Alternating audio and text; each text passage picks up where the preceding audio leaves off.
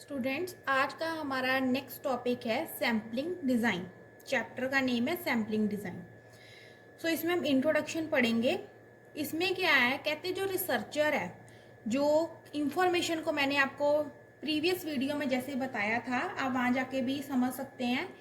जैसे मैंने आपको बताया था, जो रिसर्चर है वो अपनी प्रॉब्लम एरिया को सॉल्व करने के लिए, सोल्यूशन को फाइंड आउट करने के लिए वो रिसर्च कंडक्ट करता है। जो रिसर्चर है इसमें ये कहा है, जो इंफॉर्मेशन को कलेक्ट करता है ना, वो कैसे कलेक्ट करता है, एज पर द जो गाइडलाइंस हैं, जो उसको गाइडलाइंस लेड डाउन है, जो उसको गाइडलाइंस मिली है, उसके अकॉर्डिंग जो है वो अपने इंफॉर्मेशन को जो है कलेक्ट करता है। यानी कि एक प्रॉपर स्टेप होता है जिसको वो फॉलो करके इंफॉर्मेशन को कलेक्ट करता है, और उसको हम कहते हैं रिसर्च डिज़ाइन। यानी कि जो रिसर्च डिज़ाइन में जो गाइडलाइंस लेड डाउन होती हैं, जो गाइडलाइंस बता दी जाती हैं, तो उसके अकॉर्डिंग वो इंफॉर्मेशन को रिसर्चर कलेक्ट करता है। कहते हैं जो इसेंशियल कंपोनेंट है, जो इंपॉर्टेंट कंपोनेंट है, इंपॉर्टेंट पार्ट है रिसर्च डिज़ाइन का, वो क्या है, सैम्पलिंग डिज़ाइन।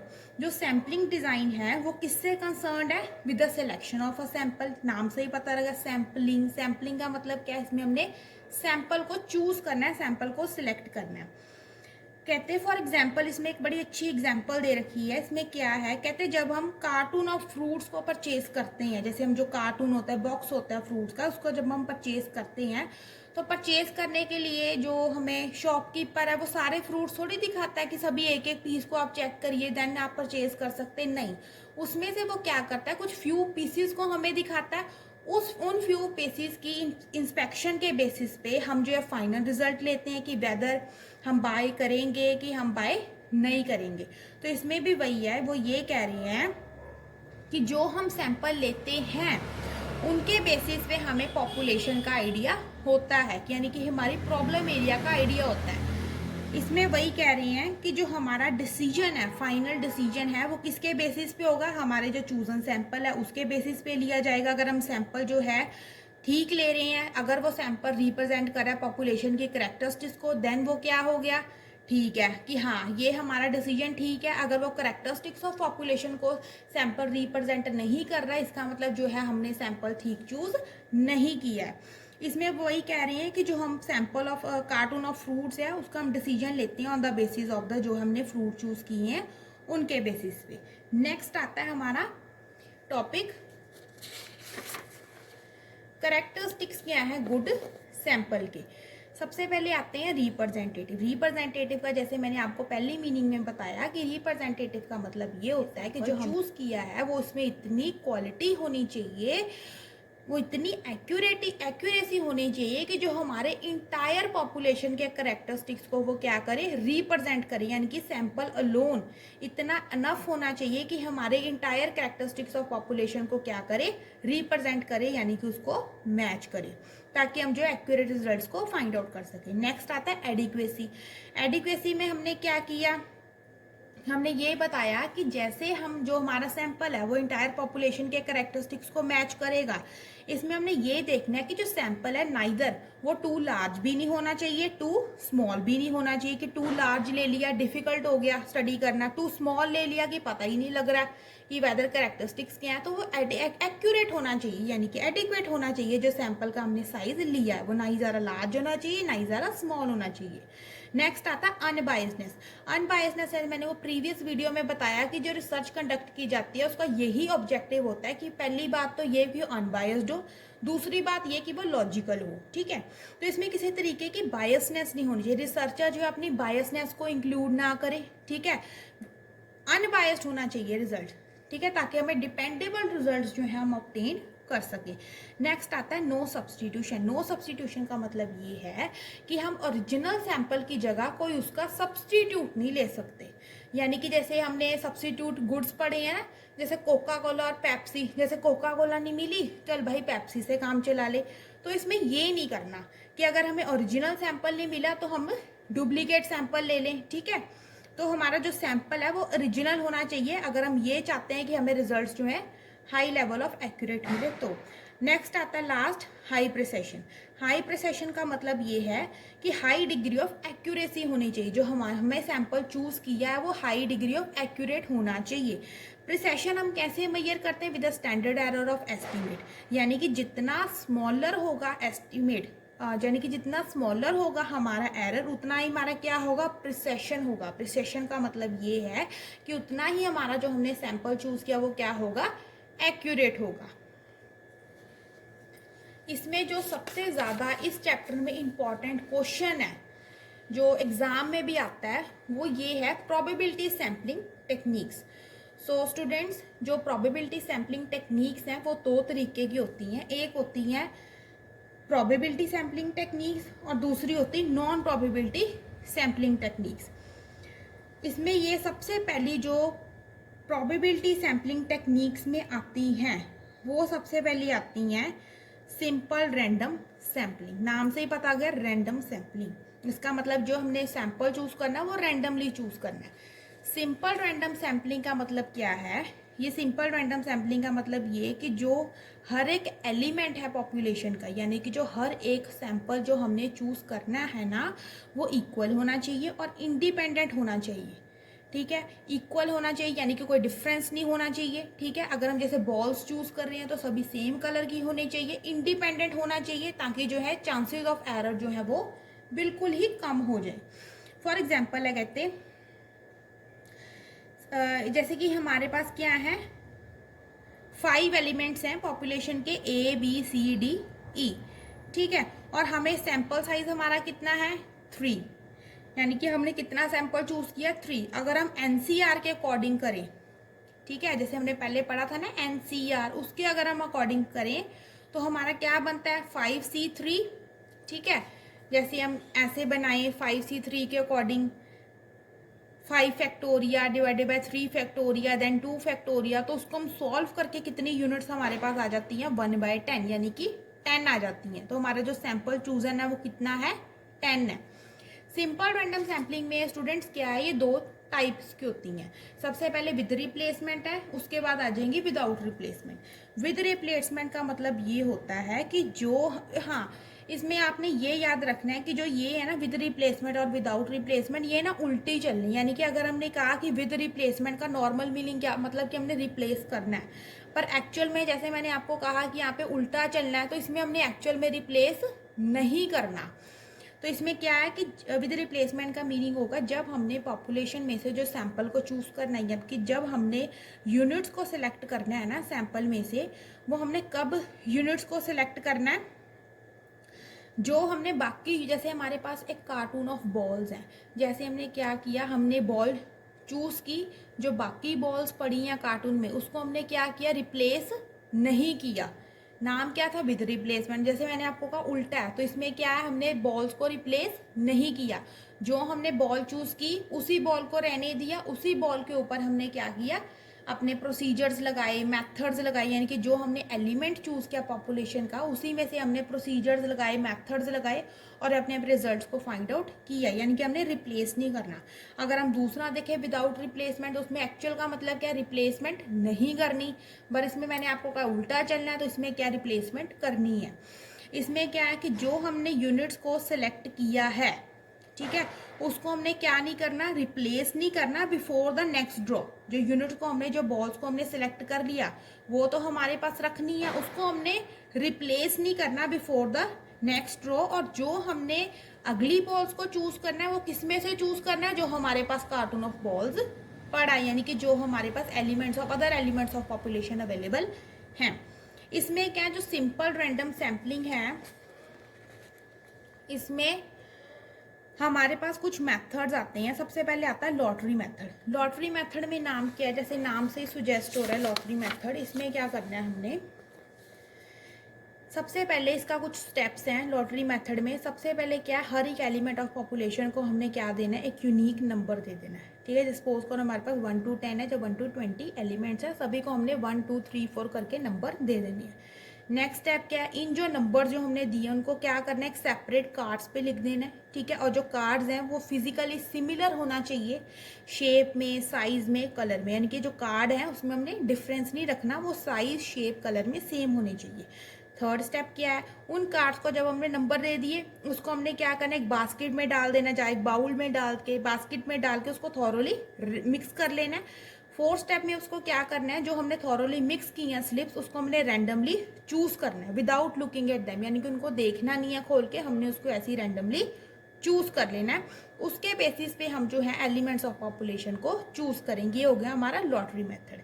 लॉटरी मेथड की क्या है, इसकी कुछ फ्यू ड्रॉबैक्स हैं, कुछ डिसएडवांटेजेस हैं। सबसे पहले क्या कहते हैं, जो प्रोसेस है कि हमने इतने मैंने आपको एग्जांपल दिया कि हमारे पास 10 एलिमेंट्स है, 20 है, हो सकता है हंड्रेड्स हो, ठीक है, इन हंड्रेड्स में हो या थाउजेंड्स में हो। तो कहते हैं कि जो इतने नंबर ऑफ एलिमेंट्स को, जो इतने नंबर ऑफ स्लिप्स को एक नंबर प्रोवाइड करना है, एक सेपरेट कार्ड पे नंबर देना है, वो कहते हैं क्यूबरसम है, यानी कि बहुत डिफिकल्ट हो जाता है, काफ़ी हौच पौच वाला काम हो जाता है, ठीक है। और इसमें ये कहते हैं जब पॉपुलेशन साइज बहुत ज़्यादा लार्ज होता है, हमारा पॉपुलेशन का साइज वो क्या हो जाता है, देन उस केस में यहाँ पे डिफिकल्टी आती है।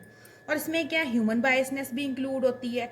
जैसे अगर रिसर्चर ने कह दिया यार इतने 1000 नंबर कौन लिखेगा, चल थोड़ी सी गुटली मार लेते, थोड़े नंबर लिख देते, थोड़े नंबर रहने देते हैं। तो इसमें क्या ह्यूमन बायसनेस भी इंक्लूड हो सकती है, जिससे जो रिजल्ट्स इफेक्ट कर सकते हैं, कंक्लूजन इफेक्ट कर सकता है। नेक्स्ट आता है रैंडम नंबर टेबल्स। इसमें क्या है, कहते हैं हम दो जो है नंबर ऑफ टेबल्स का यूज करते हैं। सबसे पहले आता है फिशर टेबल एंड देन आता है यार्ड्स टेबल। इसमें क्या है, इसमें ना इस टेबल्स में 2 डिजिट जो है रैंडम नंबर्स हमारे पास लिखे होते हैं। जैसे आपको नीचे स्क्रीन पे दिख रहा होगा, देखो 2 डिजिट जो है नंबर आपको दिए 61, 44, 65, 22, 01, ठीक है। तो ऐसे मतलब कि कुछ नंबर्स ऐसे दिए होते हैं। इसमें भी कुछ स्टेप्स हैं। सबसे पहला स्टेप ये है कि इसमें हमने हर एक एलिमेंट ऑफ पॉपुलेशन को एक यूनिक नंबर देना है। फॉर एग्जांपल कहते हैं अगर हमारे पास 20 एलिमेंट्स हैं तो पहले एलिमेंट को मिलेगा 20, लास्ट को क्या मिलेगा, पहले एलिमेंट को मिलेगा 1 और लास्ट को क्या मिलेगा 20, ठीक है। और देन उसके बाद नेक्स्ट स्टेप क्या है, अगर हमने जो नंबर दे दिए 1 to 20 नंबर दे दिए, उसके बाद हमने रैंडमली जो है इसको हमने बॉक्स में डाल देना। उसके बाद हम रैंडमली जो है इसमें से जो है सैंपल ऑफ 5 जैसे चूज करना है, ठीक है, विदाउट लुकिंग एट देम। उसमें जो है जो 5 डिजिट रैंडम नंबर्स लिखे होंगे उसके बेसिस पे हम क्या करेंगे, अपना डिसीजन लेंगे। डिसीजन क्या लेना, उसके बेसिस पे हम एलिमेंट ऑफ पॉपुलेशन को चूज करेंगे, ठीक है।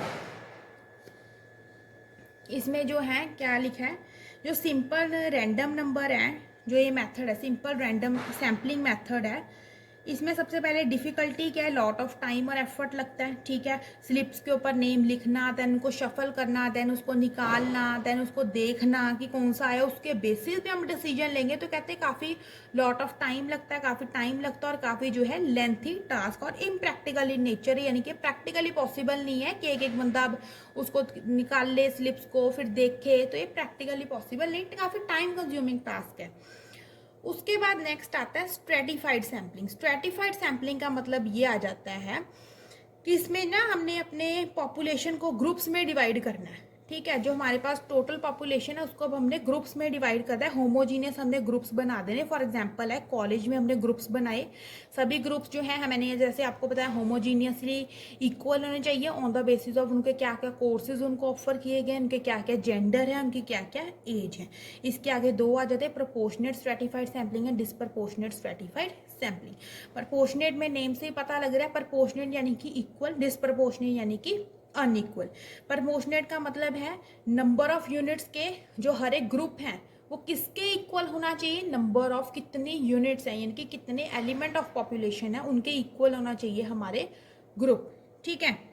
फॉर एग्जांपल है कहते हैं जैसे कॉलेज में 2500 स्टूडेंट्स हैं, उसमें से 1500 स्टूडेंट्स जो हैं ग्रेजुएट हैं, ठीक है, और उसके बाद ग्रेजुएट कोर्सेज के अंदर आते हैं उसके 1000 स्टूडेंट्स आते हैं पीजी पोस्ट ग्रेजुएट कोर्सेज के अंदर आते हैं।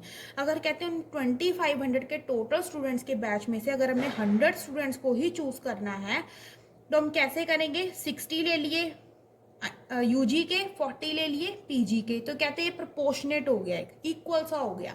उसके बाद आ जाता है डिसप्रोपोर्शनेट। डिसप्रोपोर्शनेट स्ट्रेटिफाइड सैम्पलिंग में ये है, कहते हैं जब हमारा पर्पस हो कि हमने जो है 2 ग्रुप्स के बीच में, ध्यान से सुनो, कहते हैं जब हमारा पर्पस हो कि 2 ग्रुप्स के बीच में हमें जो है डिफरेंस फाइंड आउट करना हो, जब हमने डिफरेंस कहते हैं फाइंड आउट करना है तो उसमें हमने क्या चीज़ का ध्यान रखना है कि जो हमने इक्वल यूनिट्स को ड्रॉ करना है दोनों ग्रुप्स में से, तो उस केस में हम क्या यूज़ करते हैं, डिसप्रोपोर्शनेट स्ट्रेटिफाइड सैम्पलिंग। ठीक है, नेक्स्ट आ जाता है हमारा सिस्टमैटिक सैम्पलिंग। अब नाम से क्लियर हो रहा है सिस्टमैटिक सैंपल में क्या है, एक प्रॉपर सिस्टमैटिक वे से हम सैंपल कलेक्ट करेंगे। ये एक बहुत ज़्यादा वर्साटाइल और simple form of probability sampling है। सिस्टमैटिक सैम्पलिंग का मतलब एक प्रॉपर सिस्टम से चूज किया जाएगा। ठीक है, ये नहीं है कि रैंडमली कुछ भी चूज कर लिया, नहीं। फॉर एग्जाम्पल कहते हैं अगर हमने ये सोचा कि हमने जो हमारी कॉलोनी में एंथ या फिर हम इसमें जैसे 10th हाउस, हमने कॉलोनी में हमने एवरी 10th हाउस जो है हमारी पॉपुलेशन का एलिमेंट बनेगा, पार्ट बनेगा, वो क्या हो गया हमारा, क्या बन गया, सिस्टमैटिक सैंपलिंग। यानी कि हम सिस्टम से चल रहे हैं कि जो हर 10वां घर है वो हमारा क्या हो गया, एलिमेंट ऑफ पॉपुलेशन हो गया, एक सिस्टम से काम कर रहे हैं, है ना। इसका मेन एडवांटेज क्या है कि कोई भी ज़रूरत नहीं है यूनिक नंबर प्रोवाइड करने की हर एक एलिमेंट ऑफ पॉपुलेशन को। ठीक है, इसमें ये हो गया। और इसमें क्या मेन डिसएडवांटेज क्या आ जाता है कि इसमें कुछ फ्यू ड्रॉबैक्स हैं, यानी कि पीरियोडिसिटी और मोनोटोनिक ट्रेंड है। मोनोटोनिक ट्रेंड का मतलब क्या है, इसमें क्या है, पीरियोडिसिटी का मतलब क्या है, तो लॉन्ग टाइम ऑफ पीरियड लग जाता है। मोनोटोनिक में क्या है, रिपीट वही चीज करनी पड़ती, पता है हर 10th हाउस ही चूज करना है। इसमें ये नहीं है कोई हमने 5वां घर चूज कर लिया, या कोई 6वां कर लिया, या कोई 11वां कर लिया, नहीं, हर 10वें घर को ही हमने क्या करना है, चूज करना है। उसके बाद आ जाता है क्लस्टर सैंपलिंग। क्लस्टर सैंपलिंग का मतलब ये है, इसमें हम क्लस्टर्स बनाने हैं। क्लस्टर्स का मतलब हमने इसमें ग्रुप्स बनाने हैं। ये जो है ना कुछ सिमिलर है स्ट्रेटिफाइड सैंपलिंग के। जैसे स्ट्रेटिफाइड सैंपलिंग में क्या था, दोनों में फर्क क्या है, स्ट्रेटिफाइड सैंपलिंग में होमोजीनियस ग्रुप क्रिएट करने थे। अब क्लस्टर सैंपलिंग में हमने क्या बनाने, हेट्रोजीनियस ग्रुप्स, यानी कि जो हमने डिफरेंट ग्रुप्स बनाने हैं। इसमें जो एलिमेंट्स हैं, ठीक है, elements with in the group जो हैं वो क्या होंगे, हेट्रोजीनियस हो गए, यानी कि अलग अलग होंगे। ठीक है, फॉर एग्जाम्पल कहते हैं हमने कॉलेज में एक कमेटी बनाई है, ठीक है, जिसमें नंबर ऑफ मेंबर्स है। कॉलेज में एक कमेटी बनाई जिसमें नंबर ऑफ मेंबर्स आते हैं डिफरेंट डिपार्टमेंट से। कोई अगर आर्ट्स डिपार्टमेंट से आ रहा है, कोई कॉमर्स डिपार्टमेंट से आ रहा है, कोई म्यूजिक डिपार्टमेंट से आ रहा है, कोई साइंस डिपार्टमेंट से आ रहा है। यानी कि जो मेंबर्स हैं विद इन द कमेटी क्या है, हेट्रोजीनियस है, अलग अलग है। कोई भी मेंबर्स को चूज किया, रैंडमली चूज किया, और वो क्या हो गया, क्लस्टर सैंपलिंग हो गया। नेक्स्ट आ जाता है एरिया सैंपलिंग। एरिया सैंपलिंग आपको नाम से क्लियर हो रहा है। ज्योग्राफिकल सैंपलिंग, ज्योग्राफिकल सैंपलिंग का मतलब है हमने एरिया वाइज अपने सेक्टर्स बनाने हैं, ब्लॉक्स बनाने हैं, ठीक है, और पर्टिकुलर ब्लॉक को हमने रैंडमली चूज करना है, जो कि वो ब्लॉक को चूज करना है जो कि कैरेक्टरिस्टिक्स किससे रिप्रेजेंट करता हो, इंटायर पॉपुलेशन के कैरेक्टरिस्टिक्स को रिप्रेजेंट करता हो। उसके बाद क्या है, सीक्वेंशियल सैंपलिंग। सीक्वेंशियल सैंपलिंग का मतलब ये हमने सीक्वेंस से चलना है, एक प्रॉपर ऑर्गेनाइज और सिस्टमेटिक वे होना चाहिए जिससे हम अपने सैंपल्स को कलेक्ट कर सकें। इसमें हमने डिसीजन रूल को फिक्स करना है, यानी कि अगर सीक्वेंशियल है, सीक्वेंस से चल रही है, सिस्टमेटिक वे से चल रहे हैं, तो एक प्रॉपर डिसीजन रूल्स होने चाहिए। ठीक है, प्रॉपर डिसीजन रूल रिसर्चर्स को पता होना चाहिए बिफोर अगर वो स्टार्ट करें सैंपल चूज करने से पहले। ये हो गया सीक्वेंशियल, यानी कि हमने सीक्वेंस में काम करना है। नेक्स्ट आ जाती है सेकंड वाली कौन सी टेक्निक्स है, नॉन प्रोबेबिलिटी सैंपलिंग टेक्निक्स। इसमें सबसे पहले मीनिंग क्या आता है कि इसका ना कोई प्रॉपर वेल डिफाइंड रूल नहीं होता कि हमने इसी रूल को फॉलो करके हमने सैंपल्स को चूज करना है। जैसे नॉन प्रोबेबिलिटी है तो इसमें कोई भी प्रॉपर रूल्स वगैरह नहीं होते। सबसे पहले इसमें आता है कन्वीनियंस सैंपलिंग। कन्वीनियंस जैसे आपको स्टूडेंट्स नेम से ही क्लियर हो रहा होगा, एज पर आर कन्वीनियंस, अपने कन्वीनियंट के अकॉर्डिंग अगर रिसर्चर जो है सैंपल को कलेक्ट कर रहा है तो उसको हम कहते हैं कन्वीनियंस सैंपलिंग। कन्वीनियंस सैंपलिंग एक नॉन प्रोबेबिलिटी सैंपलिंग का एक मोस्ट इंपॉर्टेंट कॉमन टाइप है। इसमें जो है कन्वीनियंस से पता लग रहा है कि इसमें जो रिसर्चर है डाटा को कलेक्ट कर रहा है विदाउट एनी रिस्ट्रिक्शंस के, ठीक है, कोई रूल्स नहीं है, बन के according to his own convenience के अकॉर्डिंग वो सैंपल चूज कर रहा है। इसमें क्या है, रिसर्चर को कहते हैं फुल फ्रीडम दी जाती है कि कोई भी जो है रिस्पोंडेंट को चूज कर सकता है बेस्ड ऑन इस कन्वीनियंस के अकॉर्डिंग। ठीक है, रिस्पोंडेंट कहते हैं जो कौन रिस्पोंडेंट जो है इस सैंपल का पार्ट बनते हैं जो उस टाइम पे होते हैं। यानी कि अगर रिसर्चर जो है रिसर्च कंडक्ट कर रहा है, अपनी स्टडी कंडक्ट कर रहा है, तो जो रिस्पोंडेंट्स अवेलेबल होंगे उस टाइम पे वो क्या बन जाए, ऑटोमेटिकली क्या बन जाएंगे, पार्ट बन जाएंगे हमारे रिसर्च का। ठीक है, फॉर एग्जाम्पल कहते हैं जैसे कि जो रिसर्चर है वो शॉपिंग मॉल में जो है क्या कर रहा है, इंटरव्यू ले रहा है, तो जो पर्सन उस मॉल में उस टाइम पे होंगे, शॉपिंग कर रहे होंगे या किसी भी ठीक है शॉपिंग एरिया में होंगे, तो जो भी रिसर्चर जो हैं जो रिस्पोंडेंट्स हैं उस टाइम पे होंगे, तो वो क्या बन जाएंगे, हमारे पार्ट बन जाएंगे हमारे सैंपल का। इसका एडवांटेज क्या है, इकोनॉमिकल मेथड है, यानी कि प्रॉपर कोई रूल्स नहीं है, जजमेंट नहीं है, कोई प्रॉपर रूल्स एंड रेगुलेशन नहीं है, ठीक है, कि ऐसे ही काम करना, तो इकोनॉमिकल है, सस्ता पड़ता है, जो रिस्पोंडेंट उसको मिल जाते हैं उन्हीं से ही काम चला लेता है, कोई स्पेशली ये नहीं है कि पर्सनली उसके पास जाना पड़ता है, तो इकोनॉमिकल मेथड है, ईजी मेथड है, टाइम कंज्यूमिंग टाइम इसमें ज़्यादा नहीं लगता, ठीक है, टाइम सेविंग मेथड है। अगर ड्रॉबैक क्या है, हाँ इसमें कोई रूल्स रेगुलेशंस नहीं, सबसे पहले इसमें स्टूडेंट्स क्या आएगा, बायसनेस, रिसर्चर की इसमें बायसनेस आ सकती है, हो सकता है वो अपने कोई फ्रेंड्स को या अपने कोई कलीग्स को इंक्लूड कर ले, ठीक है, तो इसमें बायसनेस आ सकती है। लेस प्रिसिशन है, यानी कि इसमें हो सकता है कि लैक ऑफ एक्यूरेसी हो, डाटा एक्यूरेट ही ना हो, ठीक है। आगे आ जाता है जजमेंट सैम्पलिंग, जैसे ये नेम से ही क्लियर, जजमेंट सैम्पलिंग का मतलब ये है कि इसमें जो है जो रिस्पोंडेंट्स डेलिब्रेटली, जो रिस्पोंडेंट जो हैं उस टाइम पे जब हम रिसर्च कंडक्ट कर रहे होते हैं उस टाइम पे अवेलेबल होते हैं, वो क्या बन जाते हैं, हमारे पार्ट ऑफ सैंपल बन जाते हैं, ठीक है। इसमें ये है, इसमें हमने ये देखना है सिर्फ वही रिस्पोंडेंट जो है हमारे सैम्पलिंग का पार्ट बनेंगे जिन रिस्पोंडेंट्स के पास प्रॉपर नॉलेज है, ठीक है, या फिर उनके पास प्रॉपर कोई अथॉरिटी है, पार है, कोई पोजीशन है, या फिर जो हमारे रिसर्च के ऑब्जेक्टिव को मीट कर रहे हैं, वो हमारे क्या बनेंगे, हमारे उसका सैंपल का पार्ट बनेंगे, ठीक है। फॉर एग्जाम्पल है, कहते हैं अगर हम रिसर्च कंडक्ट कर रहे हैं कॉलेज कैंपस में और इसमें रिसर्च का मेन ऑब्जेक्टिव है, हमने उस पर्सन को चूज करना है, हमारे रिसर्च का इसमें मेन ऑब्जेक्टिव है स्टूडेंट यूनियन लीडर बनाना है, ठीक है, जैसे कि हमने कह दिया क्लास का सीआर बनाना है, तो हम किसको बनाएंगे, जिसमें प्रॉपर क्वालिटीज होंगी, जिसमें प्रॉपर कम्युनिकेशन स्किल्स होंगी, ठीक है, उठने बैठने का उसको तरीका पता होगा, प्रॉपर रिस्पॉन्सिबल पर्सन होगा, उसको हम क्या बनाएंगे, सीआर बना देंगे, स्टूडेंट यूनियन लीडर बना देंगे। तो कहते हैं उन पर्सन को बनाएंगे जो by the virtue of their position या आइदर बाय देयर नॉलेज, जो पर्सन रिप्रेजेंट करते कि हाँ ये पर्सन जो है हमारे सैंपल का पार्ट बन सकते हैं। नेक्स्ट आता है क्वाटा सैम्पलिंग। क्वाटा सैम्पलिंग का मतलब ये होता है हमने कुछ परसेंटेज ऑफ क्वाटा जो है हमने चूज किया, सिलेक्ट कर दिया। इसमें यह है कि प्रॉपर जो है क्वाटा हम हर एक ग्रुप के लिए जो फिक्स कर देंगे, और जो सैंपल यूनिट्स हैं, सैम्पलिंग यूनिट्स हैं, उन ड्रॉ करेंगे उन जो हमने क्वाटा फिक्स किया उन ग्रुप्स में से, ठीक है। इसमें यह है कि हम इस मेथड में हमने कोई सैम्पलिंग फ्रेम को, सैम्पलिंग डिज़ाइन को हमने जो है फ्रेम नहीं करना। नेक्स्ट आता है लास्ट है बट नॉट द लीस्ट, इसमें क्या, स्नोबॉल सैम्पलिंग।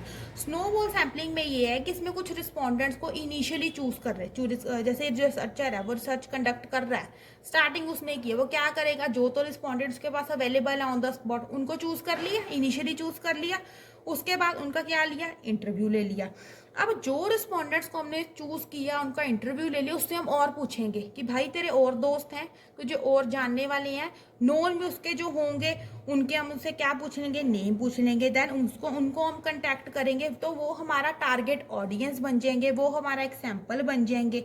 तो इसमें मतलब ये जैसे एक स्नोबॉल होती है, जैसे हमने एक बर्फ की एक बॉल बना दी, उसको रोल डाउन कर दिया, नीचे नीचे चलाई जाएंगे, उसमें जैसे आगे जैसे जाई जाएगी उस पर क्या हो जाएगी, स्नो और लगी जाएगी। इसी तरीके से जो हमने ऑलरेडी इनिशियली जो है रिस्पोंडेंट्स चूज किए हैं, उनसे हमने फर्दर आगे पूछना है कि आपकी पहचान में क्या रिस्पोंडेंट्स है, तो वो आगे जो फर्दर नेम बताएंगे वो आगे हमारे पे हमें जो है बताएंगे, तो उससे क्या होगा, स्नोबॉल जो है क्रिएट हो जाएगी, बड़ी हो जाएगी। इससे क्या हो जाएगा कि हमारे जो है सैंपल्स हैं वो बहुत ज़्यादा बढ़ जाएंगे, तो इसे हम कहते हैं स्नोबॉल सैम्पलिंग। आज के लिए यही टॉपिक, आगे हम नेक्स्ट टॉपिक अगली वीडियो में कवर करेंगे। Thank you.